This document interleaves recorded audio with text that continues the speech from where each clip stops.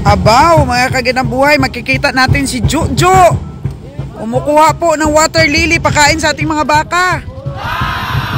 Oh, yun.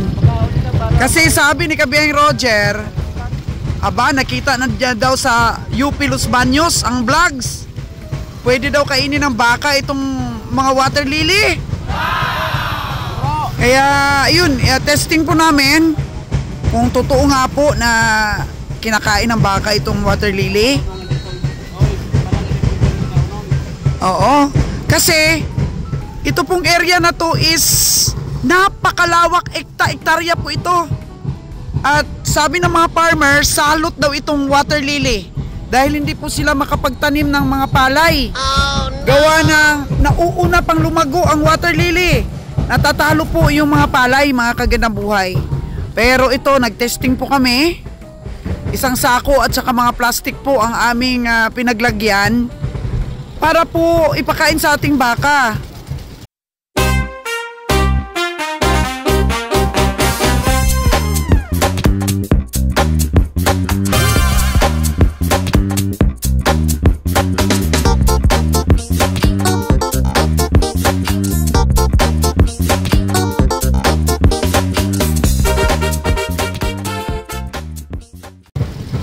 Dahil nakita daw po ni Kabeng Roger, ini-shredder daw po ito, tapos nilalagyan po ng rice bran at saka corn bran feeds, mga kagandang buhay. Tingnan natin, dahil meron naman tayong shredder machine doon. Sa lawak nito, ektarya po itong mga salot na to. Sabi ng farmers na mga water lily, kung atin po magpakinabangan, wala po tayong problema sa pagkain sa ating mga kambing at mga baka. Pero tingnan lang natin, mga kagandang buhay, kung maganda po ito sa katawan nila, kung ano bang mga vitamins ang maibigay po ng ating mga water lily. Sa ngayon, wala pa pong bulaklak ang water lily. Ayun o, wala pa pong bulaklak ito. Ayun na. Nag-live ka? Ayun na, testing po namin, mga kagandang buhay, ang water lily na to kung kainin. So sigurado ka, Kabeng Roger, kainin to ng baka natin?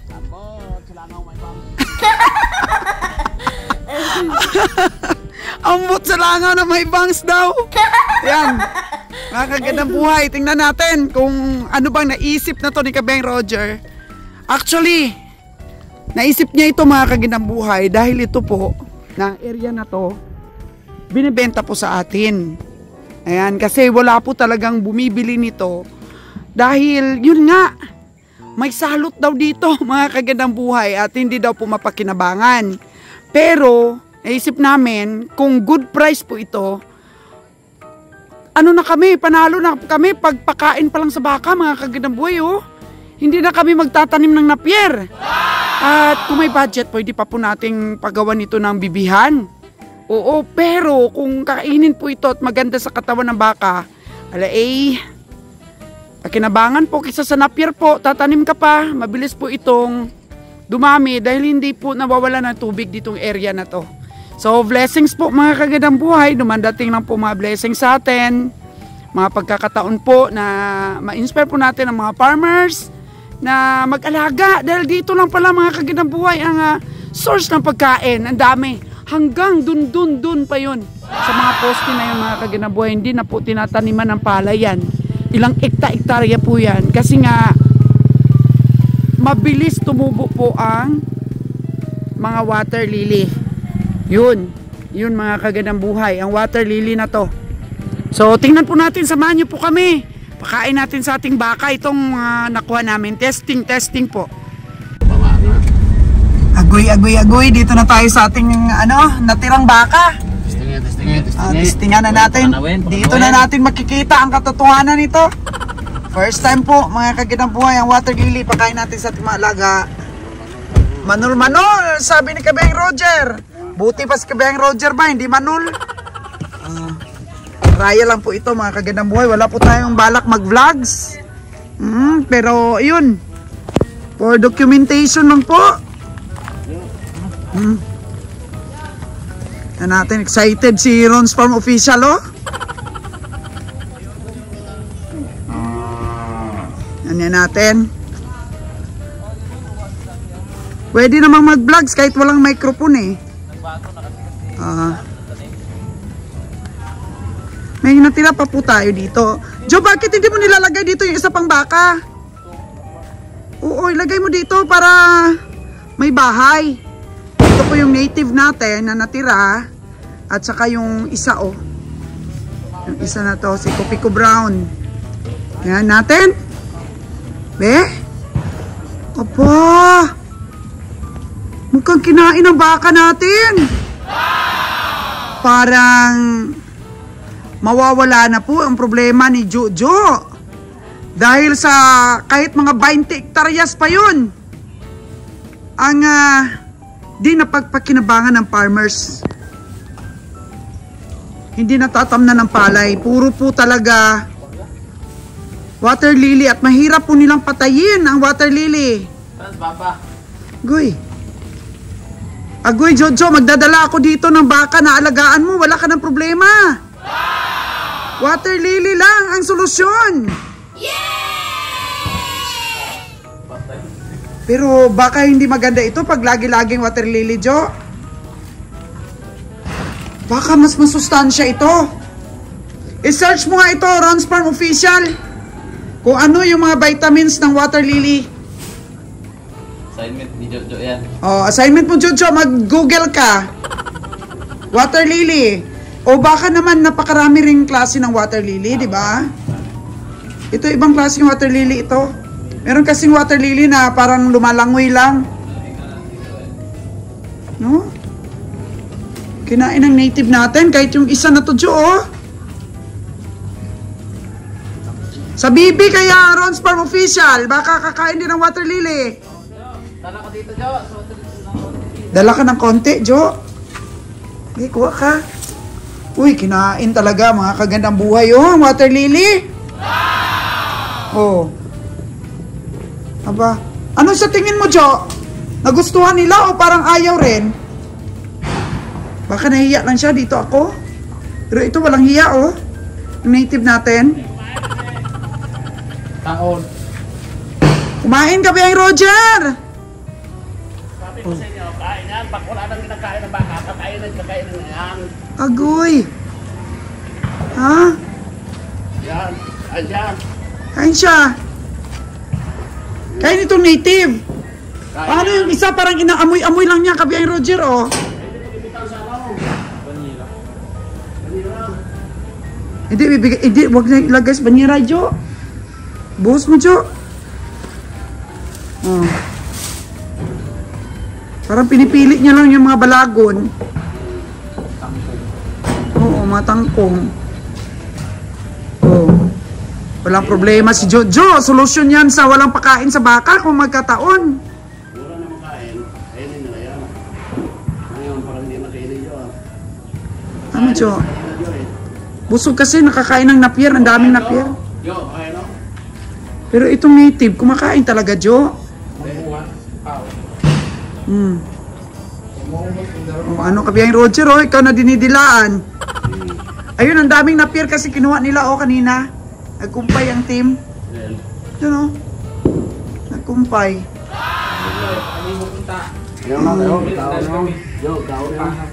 So, busog. Kakaon na, Jo. Kakaon. So, ano, Jo? Alam mo na yon kung saan ka kukuha? Kakaon na, Jo. Hala, kain siya. Kain talaga siya, oh. Pinakita niya kay kabiyang Roger.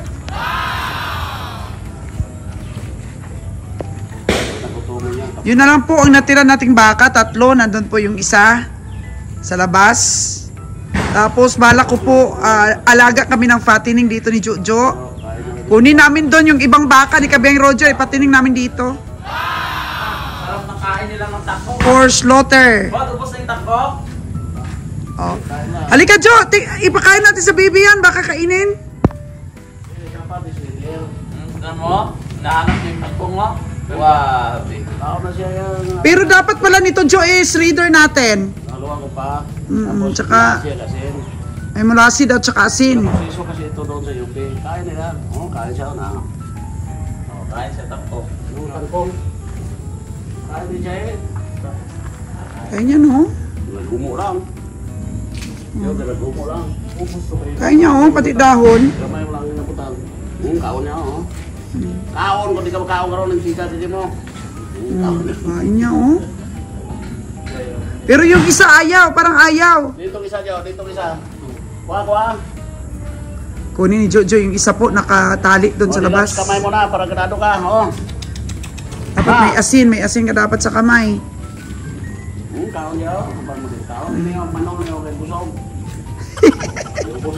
Pero dapat siguro may feeds talaga yan pag ini-shredder natin. I-shredder natin. Ready lang kayo, di na niya. Oh.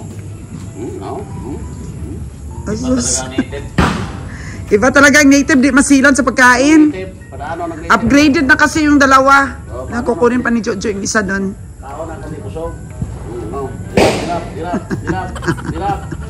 Si Kabiyang Roger. Basta ang baka, kung wala nang kakainin, kakain yan. Survival na mo. Survival moves. Pero niya, ganado ka siya magkaon ng kadili. Nakaon din ang mga kadili. Pinas-reader ni mo. Kaon na kayo. Ay, kumain naman pala eh. Kumain naman pala yung ano, yung brown, oh.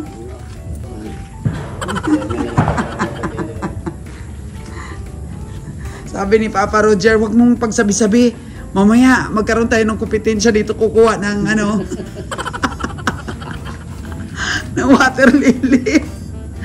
Pero, bibenta po sa amin yung area na yun, mga kaganang buhay. 100 per square meter. Tinatransaksyon pa ni Kabiyang Roger, baka matawaran pa. Baka gawin pang 70 or 50 per square meters. Guwapo rin native. Native yan, si Bless yan. Native na. So, yun. Sobrang na isa katako. Yun po mga kaganang buhay. Ito kasing isa na to, pumayat ito dahil nabalda ito. Ano ba, tanggal sa sa tali yung mga native, yung mga baka Batangas.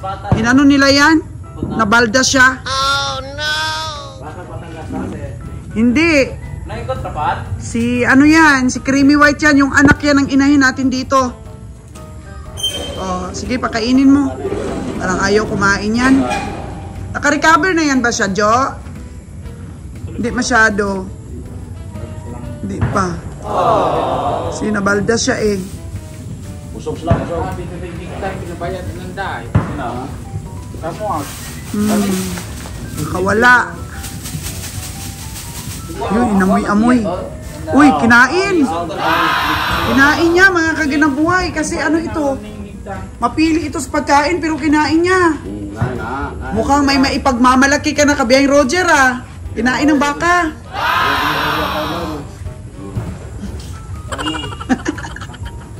Hello, siya ka.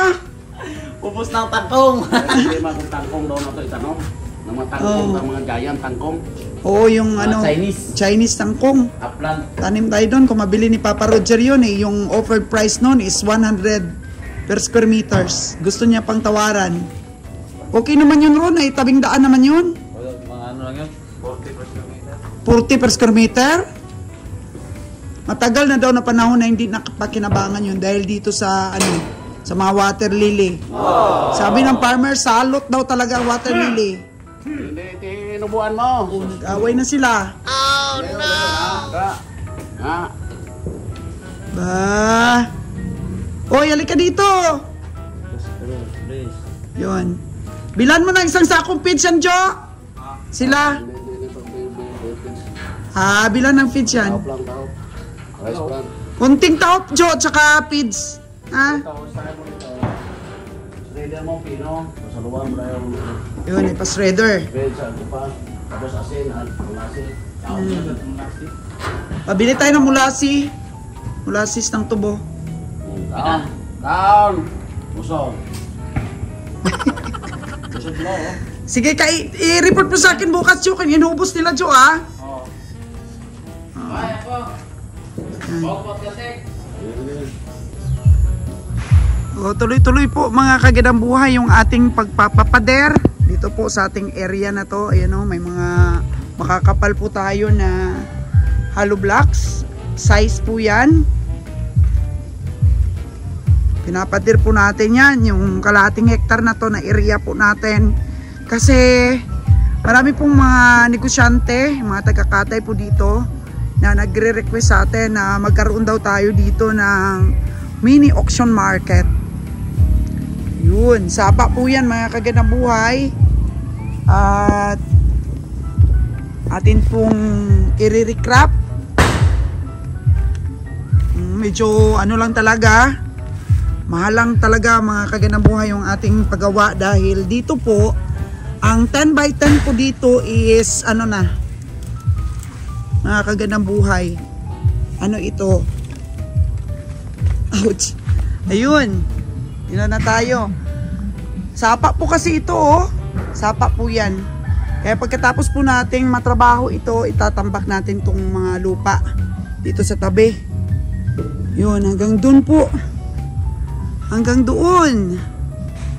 So, ang bayad po namin dito ba, ano to, 10 by 10 is, dito sa sapa po ay 4,000. 4,000 po ang 10 by 10 per span. Tsaka doon po banda sa medyo mataas-taas is 3,500. 3,500 po. Ayan, ano po ito? Sapa. Sapa po ito mga kagandang buhay. Hello kabiyahe! Sapa po ito. Nakapisik lang po. Sus, ginoo ko. Grabe pong gastos ito sa pagpakural. So, square po ito mga kagandang buhay ang ating ikukural. Yun, nakita po ninyo yun. Yun po ay 3,500 yung banda doon. Dito naman ay 4,000. Ang lapad pala ng sapa na to. Yun. Dito, actually may bibi na dito si Ron. May bibi na. Kaya anin po natin. Patapos po ito, dito ko po papagawa yung aking goat house. Doon po banda sa may bibihan, ang goat house po. Kaya hindi po basta-basta yung makabili tayo ng lupa tapos ipapakural natin. Hindi po basta-basta mga kagandang buhay. Oo. Yun yung mga bibi namin, no? Yung binili namin sa isang farmers. Yung binili po namin sa isang farmer po doon sa Iloilo. Yun. Malapit na lang daw pong umitlog ito. Yan lang, oh. Yan lang yung languyan nila. Pero mga kagandang buhay, pag nagpapisa na po kami, hindi po siguro namin dito ilalagay. Kaya nga, interesado kami doon sa lupa na yun na tinignan natin kanina, puno ng water lily. Kasi baka pwede. Tapos, pag nakita nilang binili natin yun, baka yung ibang mga farmer din, ay benta din nila. Kasi nga, yun, hindi nga nila napakinabangan. Sana ma-inspire po ang ating mga kababayan na bumili ng lupa sa bawat lugar po ninyo. Actually, may mga lugar talaga na mura lang ang lupa. Doon nga sa isang farmer na yun na feature natin, nasa 70,000 lang yung lupa na binibinta sa kanya. Pero ano na ba? Malapad na. Saan ba tayo dadaan para makabalik tayo dun? Malapad na area. Eh, magkano lang po yung benta. Kaya sa inyong lugar, magandang investment po talaga lupa. Ouch! Oh no! Magandang investment ay lupa, mga kagandang buhay. So, hugas muna tayo ng paa.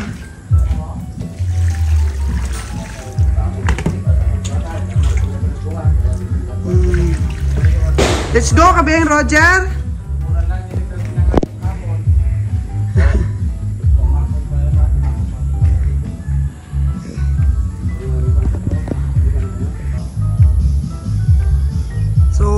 po yung ating mga napier, medyo payat pa rin. Kaya sabi ni Kabeng Roger, lagyan ng abono ni Jojo.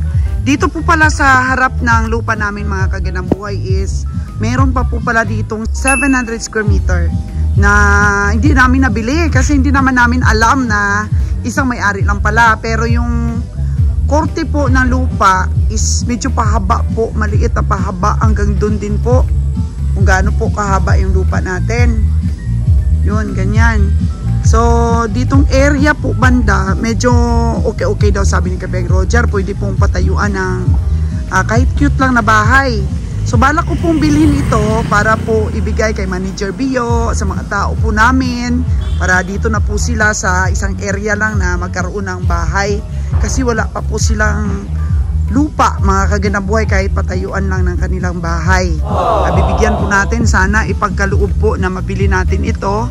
Para po mabigay natin, of course, kay Manager Bio at saka kung sino pa po ang may gusto. So dito po banda medyo malaki-laki daw sabi ni Kabeng Roger yung area. Kasi hanggang doon pa yung lupa namin. Yan. Ito naman po yung kubo ng ating Jojo, ating caretaker po dito. So siguro napakasaya po itong lugar na ito mga kagandang buhay. Kung dito, andun pa kasi sa may saging na yun. Medyo malaki-laki daw ang area. Meron pong malaking puno din dito, oh.